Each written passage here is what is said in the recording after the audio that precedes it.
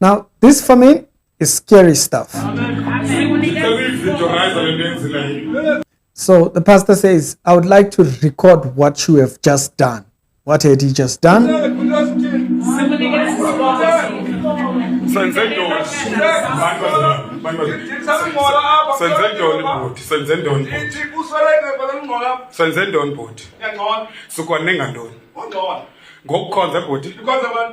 sikhonza uyesu uthixo simkhonzayo siphi isono sethu ngokukhonza kwethu bhuti siphi isono sethu ngokukhonza abamama nabatata balapha eJerusalem bazomosha ngithi kuwe kusolekewe phaa sombirezwe ithini bayithini akho kwakho abacaba yakho ayonto yakho uliyondo ngibana who are you who are you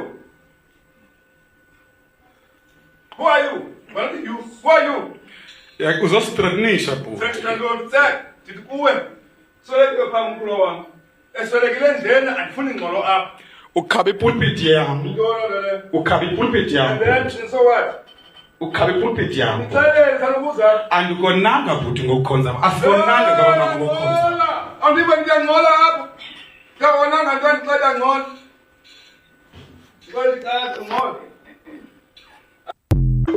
Now, first off, in this country, there is freedom of worship. And so this man walks into a church, kicks the pulpit to kind of stop them from worshiping. Did anybody wrong him? Doesn't matter at this point. He doesn't care. So they're asking what they have done wrong or anything. He's just there threatening them. And so this is the reality. This is the scary aspect of what's coming in the future. Because you see, there are a lot of people that were in church that were never interested in church. They were only in church for themselves. When church panned out to be something else, they became enemies of the message. They became enemies of the cross. And this is just an example. This particular video is an example of what happens when people, now angered, react.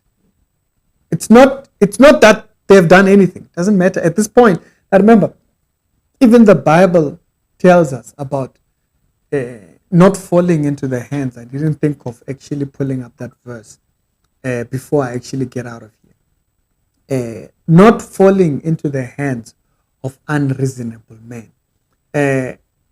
Like a person you could not converse on what his difficulty. It's 2 Thessalonians chapter number 3, verse number 2 up until 4.